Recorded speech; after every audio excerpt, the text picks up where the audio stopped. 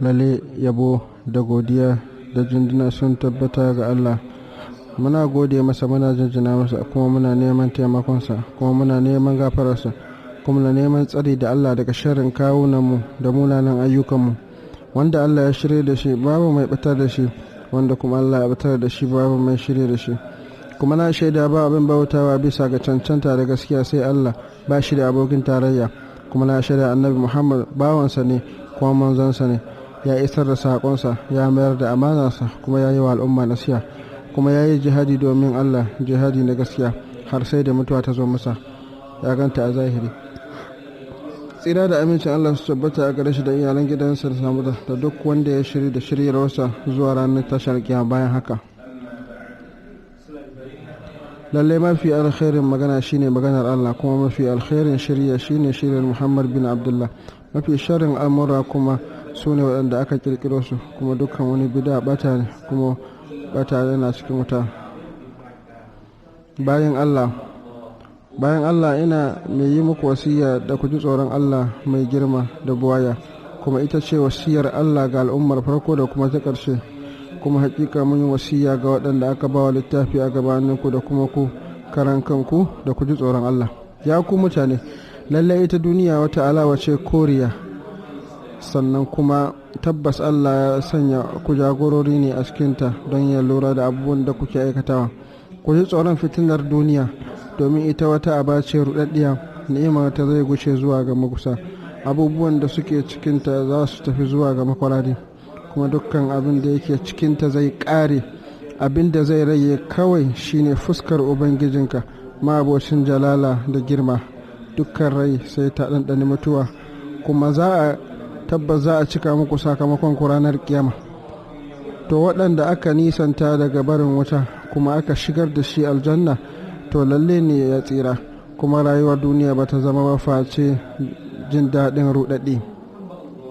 Bayan Allah, lalle Allah ya sanya ku jagorori a cikin ƙasa, kuma ya ba ku umarni a cikinta, ya horar muku da abubuwa da suke kasancewa, kuma ya cika ni'imomi a gare ku, sannan kuma ya ɗaukaka ku cikin matsayi mafi ɗaukaka. Kuma ya ce, kuma a lokacin da ubangijinka ya ce ga mala'iku, lalle ne ni mai sanya wani jagora ne a cikin ƙasa.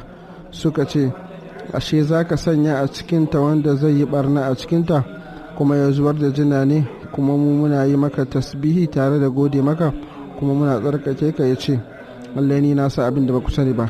Ya ku mutane, jagoranci a cikin ƙasa wani al'amari ne da amana ya wajaba a cikinta, kuma haƙiƙa Allah ya rataya muku amanar da sama da watsu suka ji tsoron ɗaukanta. Allah maɗaukaki ya ce, lalle ne shi mutum ya kasance mai yawan zalunci mai zahilci. Mun gitta amana ga sammai da ƙasa da duwatsu, sai suka ɗaukata, kuma suka ji tsoro da gare ta, kuma mutum ya ɗauke ta. Lalle shi mutum ya kasance mai yawan jahilci da zalunci. Kuma amana tana lazimtar da tsayuwa akan daidai da gaskiya, da tsarkake zuciya wajen yi domin Allah, ikhlasi, da kuma alƙawura da kiyaye haƙoƙi da duk wani abin da za a zama dole a lamce shi, da kuma kamewa daga abubuwan da aka haramta, yana daga cikin halayen girma. Kuma manzon Allah tsira da amincin Allah su tabbata a gare shi yake cewa, lalle ni an tada ni ne don cika halayen girma. Kuma daga cikin abin da suka gabata shine cin amana abin zargi ne, kuma yana daga cikin alamomin munafinci idan aka tozarta amana kuma cin amana ya bayyana, mizanai za su zama marasa nauyi. Da sannu abubuwan da ake kyama kuma ake ƙi za su zama abubuwan da ake umarta, kuma abubuwan da ake umarta za su zama abubuwan da ake kyama kuma ake ƙinsu. Haram zai tsananta, haƙoƙi za su yi dauɗa, satan dukiyoyi da handama zai ta yaduwa, tsari da kafuwa za su rushe, al'ummomi da haɗin kai za su. Ya ku waɗanda kuka yi imani, kada ku ayyanci Allah da mazansa, kuma ku ayyanci amana ku Allah kuna sa alhali kuna sani. Bayan Allah, jagoranci a cikin ƙasa abu ne da yake wajabtar da aiki da kuma gyara da hanyar naci da jajircewa da aiki tukuru, kuma yana lazimtar da riko da hannun wawaye da yaƙar masu barna. Allah maɗaukakin sarki ya ce, to don me masu hankali ba su kasance mutanen karnoni da ke gabaninku ba, suna hani daga barna a cikin ƙasa, face kaɗan da muka kubuta daga cikinsu sun yi hanin, kuma waɗanda suka yi zalunci suka bi abin da aka ni'imata da su a cikinsa suka kasance masu laifi, kuma ubangijinka bai kasance yana halakar da alƙaryu saboda wani zalunci ba, alhali mutanensu suna masu gyarawa. Barna a cikin ƙasa yana tsoratar da bayi, yana hana hango yanzu da kuma nan gaba, yana halakar da shuka da 'ya'yan dabbobi, kuma Allah baya son masu barna.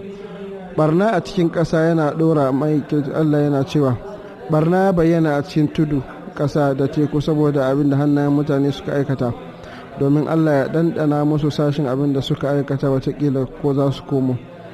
Kuma yana daga cikin abubuwan da suka bayyana haka algus da warwaso da dabara, zamba cikin aminci da rashawa da handama da cin zarafi da almubazzaranci da yaudara da wankan doyi.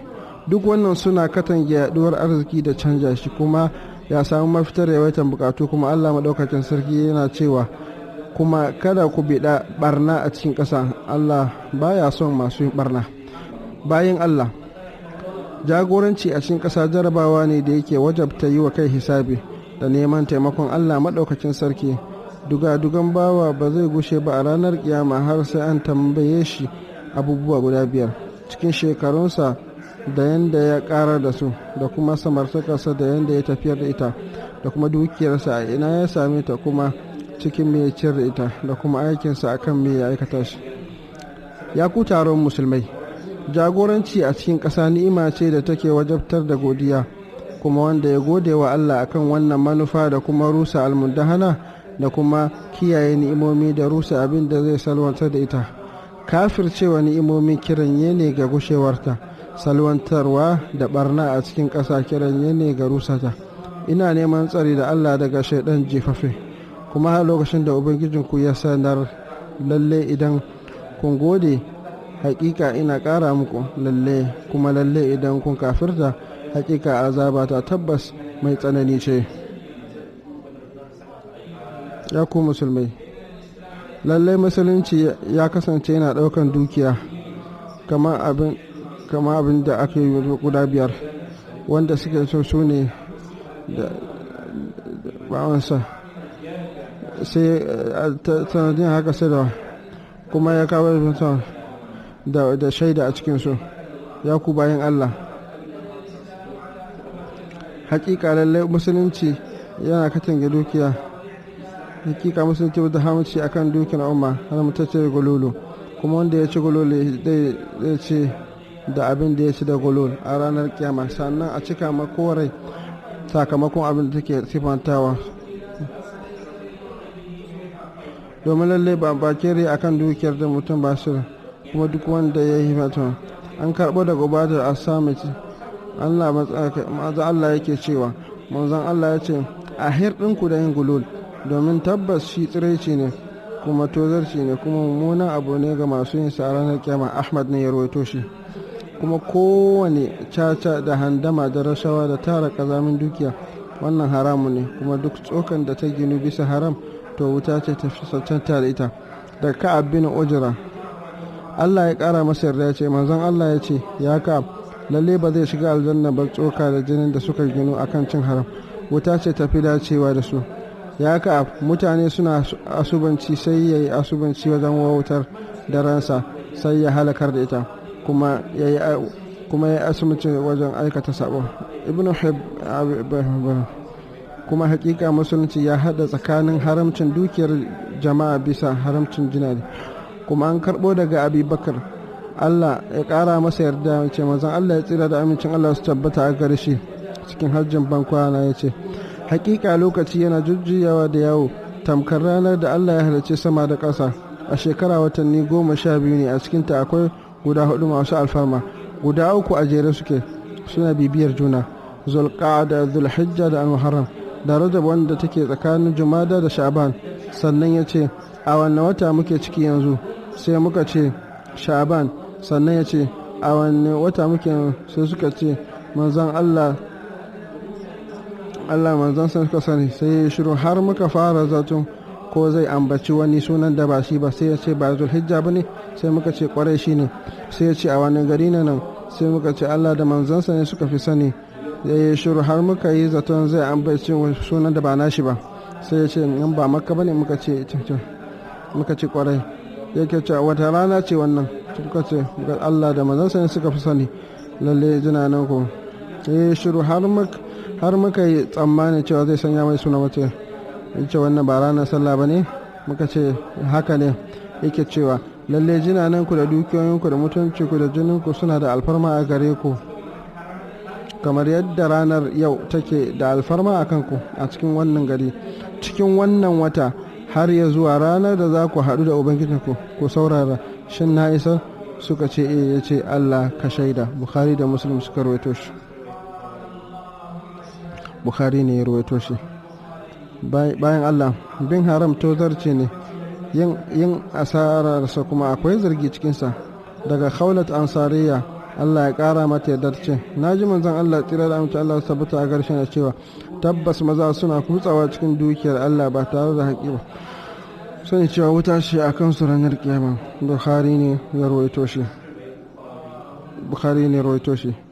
A kai can masu ƙetar iyaka da masu handama, shin za su yi zaton cewa ba za su tsaya tare da su ba a ranar lahira, ranar da mutane za su tsayu ga ubangijin talikai. Allah ya sanya mun albarka da ni da ku a cikin alkur'ani mai girma, kuma ya amfani ni da ayoyin shi da ambaton mai hikima a cikin su. Ina faɗa abin da kuke ji, kuma ina neman gafarar Allah, kuma ku nemi gafararsa, lalle shi mai gafara ne mai jin kai.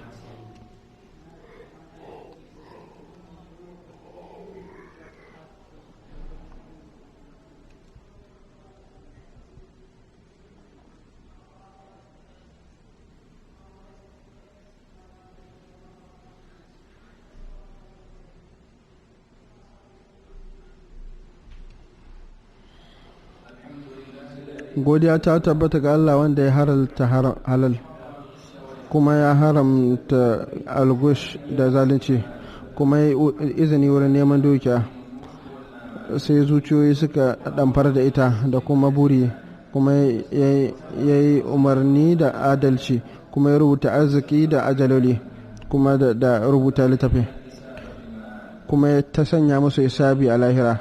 Ina shaidawa babu abin bautawa da gaskiya sai Allah, wanda bai da komai, wanda mai kama da shi, kuma ina shaidawa lalle manzon Allah bawan sa ne kuma manzon sa. Allah ya kara da din tsira da alayen shi da sahabbata zuwa ranar kiyama. Ya ku mutane, lalle Allah ya haramta tara dukiya ta hanyoyin da ba na shari'a ba.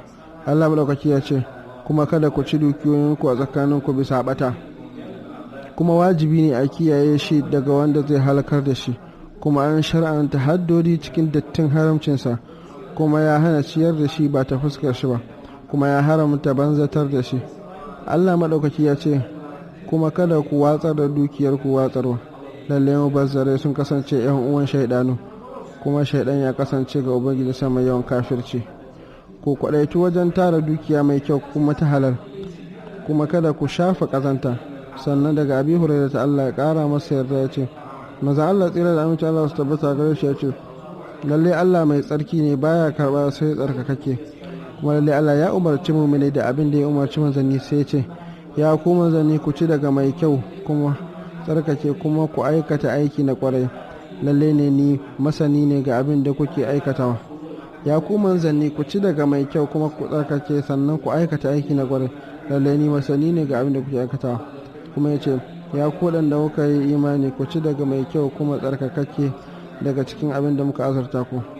Sannan ya ambaci wani mutumi wanda yana ya balago mai gizo mai kura, yana daga hannunsa zuwa sama, yana mai kira, ya ubangiji ya ubangiji, kuma abincinsa haram ne, abin shansa haram ne, kuma tufafinsa haram ne, guzurinsa da haram aka yi, to ta yaya za a amsa masa a haka?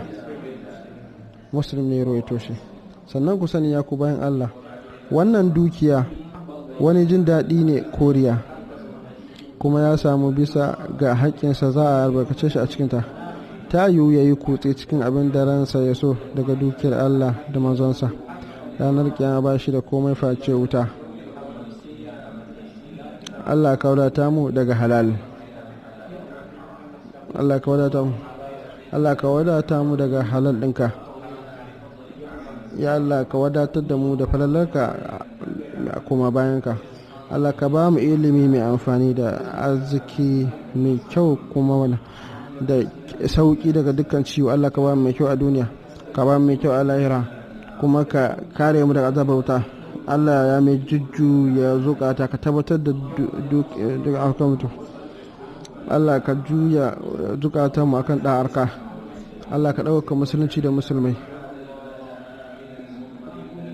Allah ka sanya wannan garin ya zama mai tsaro. Allah ka amintar da mu a garuruwanmu. Allah ka amintar da mu a garuruwan. Allah ka gyara mana wannan wasu. Allah ka taimake sarkinmu. Allah ka taimake shi. Allah ka taimake shi. Allah ka taimake shi da yariman shi mai jiran gado, ya wanda yake jin addu'a. Allah ka gyara mana na iyakokinmu. Allah ka gyara mana haka, ka taimake shi haka bana da uku. Allah kai ne Allah, babu an bautawa da gaskiya sai kai.